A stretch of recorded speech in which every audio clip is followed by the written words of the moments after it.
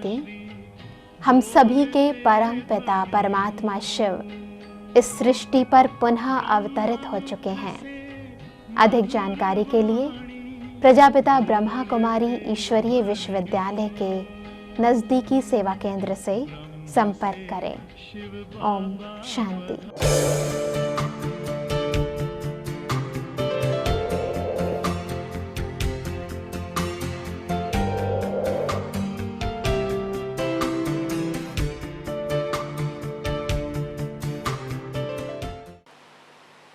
जो देर पके वो मीठा होए, इसलिए कर्म सिद्धांत को हमें समझना है। ये एक शाश्वत और अटल सिद्धांत है। आप सभी महाराष्ट्र के अलग अलग स्थानों से आए हैं, खेती करते हैं, बहुत कुछ आप अलग अलग प्रकार के बीज डालते हैं। तो आप ये जानते हैं कि बीज बोने और फल पाने के 3 महत्वपूर्ण सिद्धांत होते हैं। एक है कि जैसा बीज वैसा फल, वो तो आपको बता दिया। और दूसरा एक बहुत महत्वपूर्ण सिद्धांत है कि एक बीज का एक फल नहीं मिलता, कई फल मिलते हैं।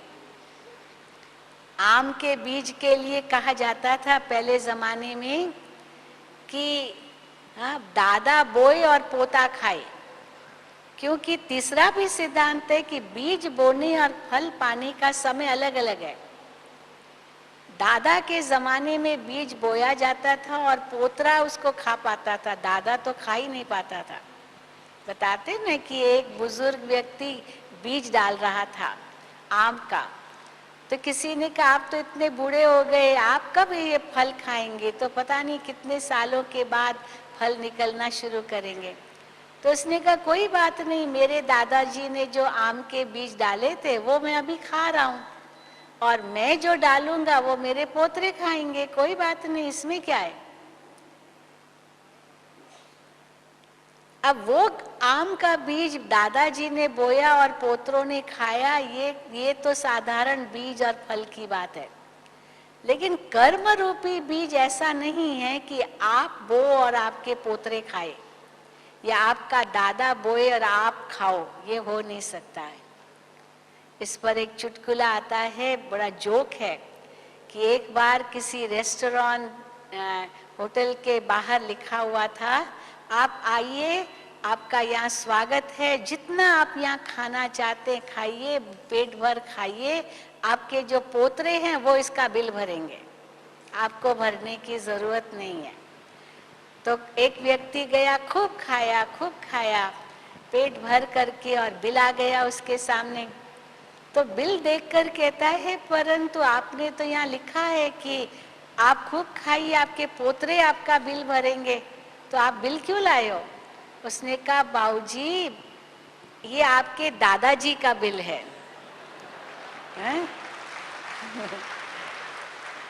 वो भूल गया कि मेरा भी कोई दादाजी होगा और मैं उसका पोतरा हूँ, तो मुझे अपने दादाजी का बिल तो भरना पड़ेगा ना। मेरा बिल मेरे पोतरे भरेंगे, लेकिन मेरे दादाजी का तो मैं पोतरा होने के नाते भरूंगा, ये भूल गया। तो ये तो एक का जोक है, लेकिन कहने का भाव है कि कर्म की गति जिसके साथ जुड़ी हुई है उसका फल कोई और नहीं खा सकता है। और ये 3 सिद्धांत को हम समझेंगे तो कई ऐसे बीज होते हैं वो बहुत जल्दी फल देते हैं, कोई बीज देर से फल देते हैं, और जब फल देना शुरू करते हैं तो देते ही रहते हैं। एक बीज से कितने फल निकलेंगे ये तुरंत पता नहीं चलता। हाँ, एक फल को अगर आप काटते हो तो उसके कितने बीज हैं आप गिनती कर सकते हो। फिर एक एक बीज को डालो और कितने फल निकलेंगे, पर एक बीज से कितने निकलेंगे ये तुरंत पता नहीं चलता है। तो समय अलग है फल पाने का, परंतु ये जरूर है कि जैसा बीज वैसा फल, और एक बीज के अनेक फल है। जितनी गहराई से वो कर्म का बीज बोया है वैसा ही उसका परिणाम उतना ही समय निकलेगा। जिस प्रकार मान लीजिए कर्म एक है पर उसका परिणाम कैसे अलग अलग होता है। आपने एक अंगुली उठाई, और उस उंगली से आज इलेक्शन थे यहाँ आबू में, ये राजस्थान में इलेक्शन थे, तो इलेक्शन में सब ये उंगली दिखाते ना, उंगली इलेक्शन का, हमने इलेक्शन किया है। तो अगर आप एक उंगली उठाते हैं और हवा में ऐसे लकीर खींच लीजिए, तो लकीर तो खींच गई, हवा में ही खींची, लेकिन आपको पता भी नहीं चलेगा कि आपने लकीर खींची भी, क्योंकि हवा तो दिखाई नहीं देती, लेकिन कर्म तो हुआ ना लकीर खींचने का। परंतु वही अंगुली आप लेकर के सागर के किनारे जाकर के रेत पर खींचिए, तो रेत पर आपकी अंगुली के वो लकीर दिखाई देगी, क्योंकि रेत थोड़ी मोटी होती है। आप वही अंगुली लेकर पानी पर खींचिए तो एक क्षण के लिए दिखाई देगी, फिर मिट जाएगी। लेकिन आप अपने हाथ में कोई ऐसी नुकीली चीज लीजिए और उस नुकीली चीज से, चाकू से या कोई भी किसी भी नुकीली वस्तु से आप पत्थर पर जोर से लकीर खींचिए। कर्म वही है, लकीर ही खींच रहे हैं, परंतु उस पर खींचने से क्या होगा, वो पत्थर पर लकीर बन जाएगी और सालों साल वो लकीर वहीं बनी रहेगी। तो कहाँ तो एक सेकंड में मिट गई, कहाँ थोड़ी देर में मिटी, कहाँ उससे थोड़ी देर में मिटी, और कहाँ तो सालों साल चलती रही। कर्म वही था। अब इस हिसाब से भी कर्म की गति को हमें समझना होगा। स्थान, समय, परिस्थिति, ये सब बातें भी इस कर्म के अंतर्गत आती है। मानो कहा जाता है झूठ बोलना पाप है, इसका मतलब सच बोलना पुण्य है। लेकिन कई ऐसी परिस्थितियां आएंगी जहां अगर आप सच बोलेंगे वो पाप के खाते में जा सकता है, ऐसा नहीं कि नहीं जा सकता है। हम मिसाल देते हैं, एक व्यक्ति रास्ते पर खड़ा है और वो देख रहा है एक गाय दौड़ती दौड़ती आई है, कसाई के हाथ से वो अपने आप को छुड़ा करके भाग रही है, नहीं तो कसाई उसका वध करने वाला था। वो भागती रही अपने आप को बचाने लिए, और वो व्यक्ति बीच में खड़ा है रोड पर और देख रहा है कि गाय किस तरफ चली गई, और पीछे पीछे वो कसाई दौड़ता हुआ आता है, हाथ में चाकू है, उसको मारना था गाय को, और उस व्यक्ति से पूछ रहा है गाय किस तरफ गई। अब उस व्यक्ति ने तो देखा, सच बोले या झूठ बोले। तो क्या सच बोलना पुण्य बन जाएगा और झूठ बोलना पाप बन जाएगा? अब आपको सोचना है कि पाप या पुण्य कहाँ बनता है इसमें। मेरा बाबा है, वो मेरा बाबा है, वो मेरा बाबा है, वो मेरा बाबा है। इसीलिए कई ऐसे प्रसंग आएंगे वो झूठ नहीं माना जाएगा, परंतु समय पर उनको सच बताएंगे। उस समय अगर सच बता दिया उसका परिणाम और गलत हो सकता है। जैसे कोई पेशेंट हो, अब उसका डायग्नोसिस हुआ है कि उसको कैंसर है या एड्स है या जो कुछ भी, अब तुरंत उसको नहीं बता सकते हैं कि आपको ये बीमारी है। अगर तुरंत बता दिया कि ये है तो वो कैंसर से तो सालों के बाद मरेगा, पर उस समय हार्ट अटैक जो आ जाएगा उससे तुरंत मर सकता है। इसीलिए तुरंत डॉक्टर्स नहीं बताते हैं, घर वालों को भी सोच समझ करके बताते हैं, तो सच तुरंत नहीं बता सकते हैं। इसीलिए सच और झूठ की क्या कसौटी हम कर्म के साथ करें, इसलिए स्थान परिस्थिति के अनुसार ये कर्म की गति है। मान लीजिए कोई कहता है कि हत्या करना पाप है, बहुत बड़ा पाप है। अगर देखा जाए किसी को भी किसी की जान लेने का कोई अधिकार नहीं है। एक माँ भी अपने बच्चे की हत्या नहीं कर सकती है। अगर वो सोचे मैंने ही पैदा किया है, मैं इसको मार डालूं, नहीं चाहिए मुझे ये बच्चा, लेकिन वो माँ नहीं कहलाई जाएगी, हत्यारिन कहलाई जाएगी, और उसको उतनी सजा मिलेगी जैसे किसी अन्य को की हत्या की, भले उसका अपना ही बच्चा था। परंतु वही हत्या की जहाँ बात आती है, एक सिपाही बॉर्डर पर देश की रक्षा कर रहा है और उसको देश की रक्षा करने के लिए उसको बंदूक दी गई है कि दुश्मनों को वार करना है, दुश्मन हमारे देश में आक्रमण न करे, अपनी देश की रक्षा है, तो क्या अगर उस समय वो सिपाही ये सोचे कि हत्या करना पाप है, ये ऐसे गोली चलाऊंगा मर जाएगा तो पाप बनेगा, वो रक्षक नहीं बन सकता है, वो भक्षक कहलाएगा। कहाँ 120 करोड़ की भारत की जनसंख्या की रक्षा करने लिए बॉर्डर पर खड़े हैं, और अगर वो दुश्मनों को मार डालते हैं, उनको खत्म करते, तो उनको तो वीर चक्र, परम वीर चक्र, कितने बड़े बड़े टाइटल मिलते हैं, प्रेसिडेंट के द्वारा इनका उनका इतना सम्मान होता है। अब उन्होंने कर्म तो वही किया, हत्या की ना, और क्या किया। तो किसी हत्यारे को तो फांसी मिलेगी और किसी को तो सम्मान मिलेगा, कर्म तो वही है, लेकिन समय स्थान परिस्थिति में अंतर पड़ गया। इसलिए कर्म को समझना, उसके सिद्धांत को समझने के लिए ये सब बातों को भी समझना बहुत जरूरी है। इसलिए कर्म की गति बड़ी गहन मानी गई है। और अगर आध्यात्मिकता के रूप में हम देखें तो इसका और भी गहरा राज हम समझ सकेंगे, जो आगे हम आपको बताएंगे। तो पहला सिद्धांत, जैसा बीज वैसा फल, अर्थात आपने अगर कांटा बोया है तो फूलों की अपेक्षा मत कीजिए। फूल बोए हैं तो फूलों की अपेक्षा कर सकते हैं, आपने जो बोया है वही आपको मिलेगा।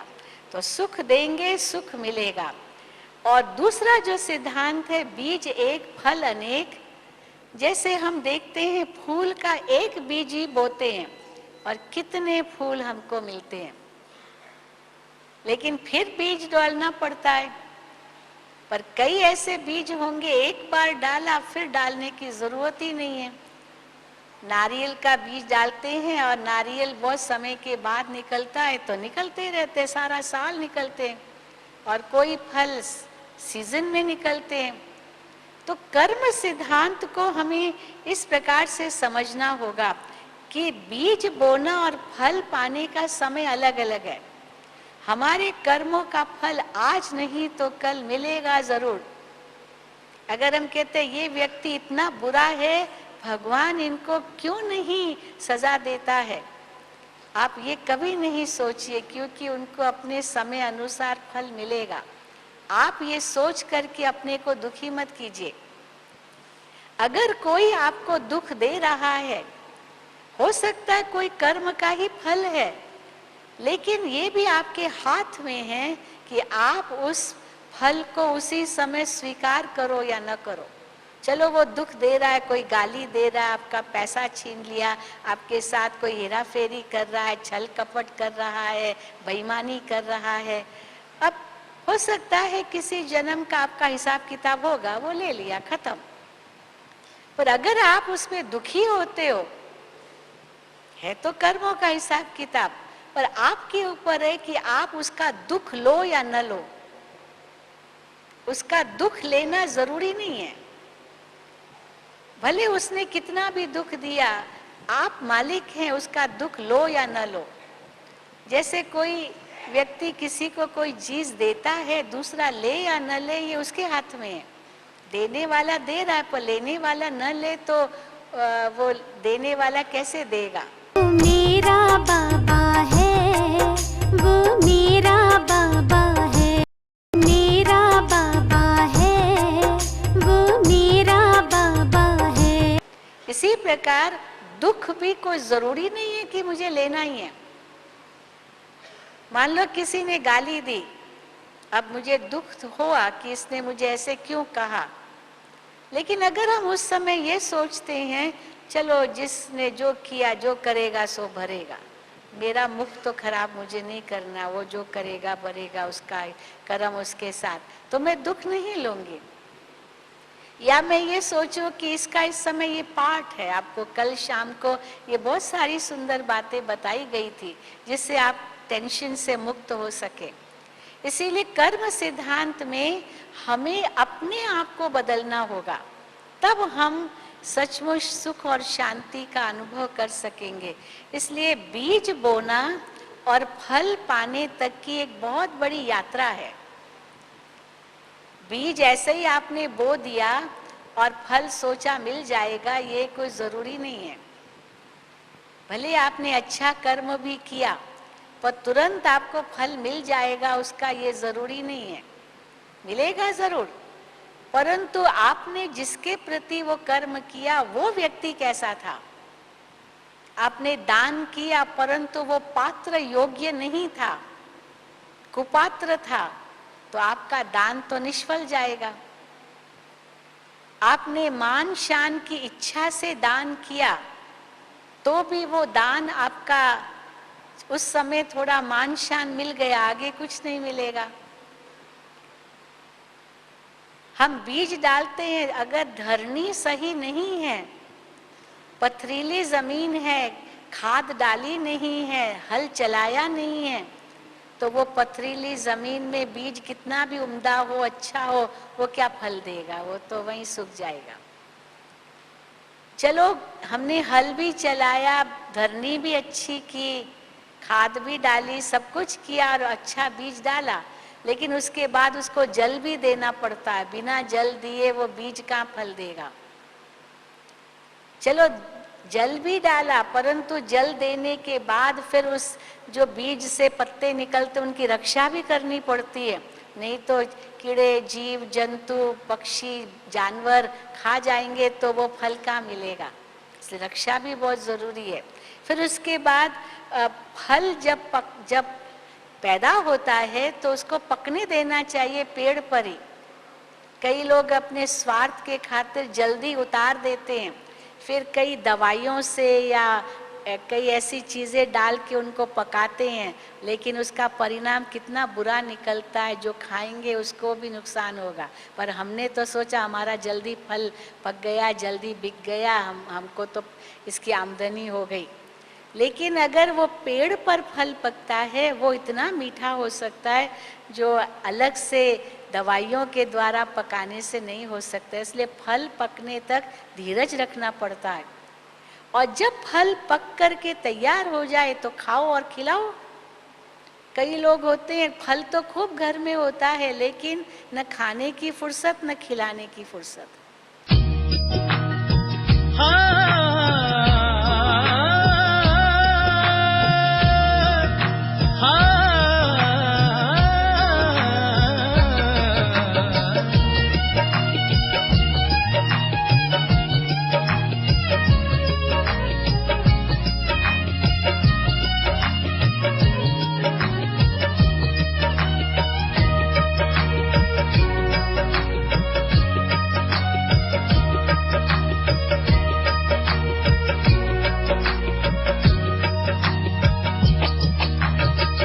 बांध लो प्रभु को,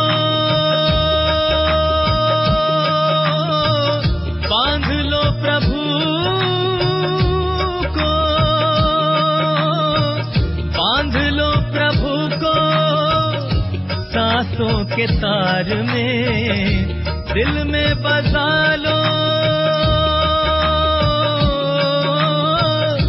दिल में बसा लो, बुला लो साकार में, समा जाए हम रूहानी प्यार में।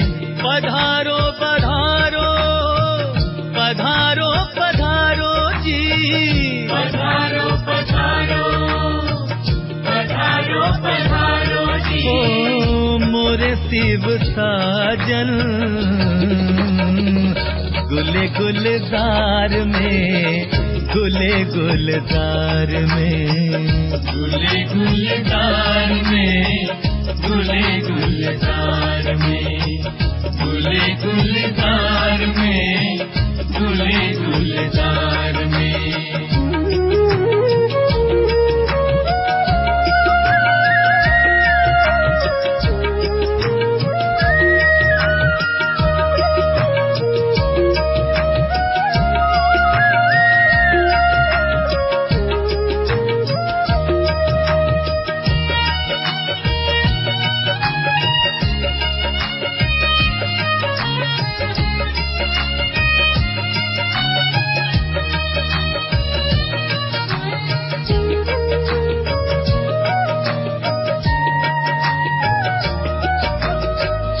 63 जन्मों से प्यासी नजरिया,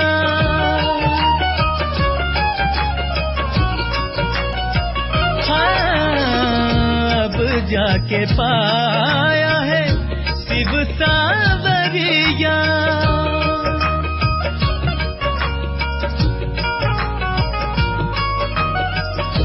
63 जन्मों से प्यासी नजरिया, अब जाके पाया है शिव सावरिया।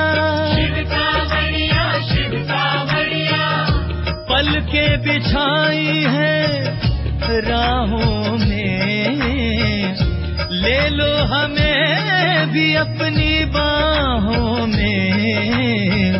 पधारो पधारो पधारो पधारो जी, पधारो पधारो जी मोरे शिव साजन।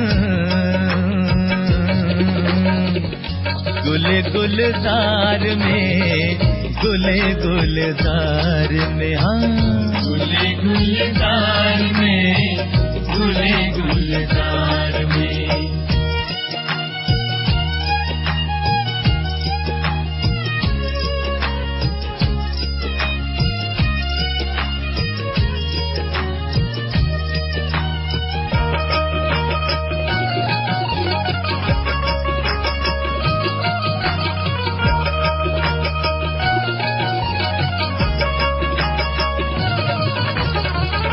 तड़पा गई हमें आपकी जुदाई,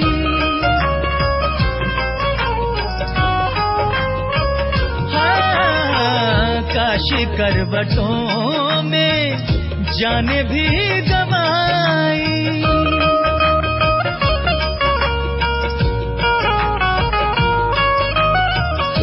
तड़पा गई हमें आपकी जुदाई, काशी करवटों में जाने भी गवाई। हो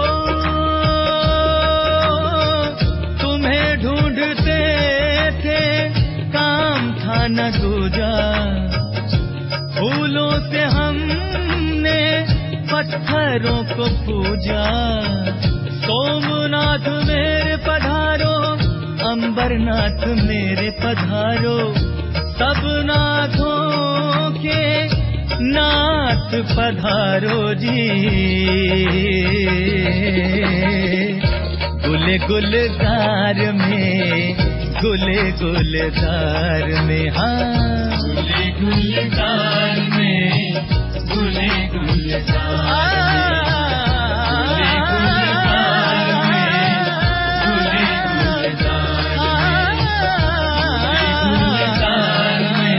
हम सभी के परम पिता परमात्मा शिव इस सृष्टि पर पुनः अवतरित हो चुके हैं। अधिक जानकारी के लिए अपने नज़दीकी प्रजापिता ब्रह्मा कुमारी ईश्वरीय विश्वविद्यालय के सेवा केंद्र से संपर्क करें। ओम शांति। मेरे परम पिता परमात्मा, मेरे परम पिता परमात्मा, सदाशिव निराकार। परम पिता परमात्मा, सदाशिव निराकार। ओ आनंद के सागर तेरी महिमा अपरंपार, महिमा अपरंपार, तेरी महिमा अपरंपार। महिमा अपरंपार, तेरी महिमा अपरंपार। मेरे परम पिता परमात्मा,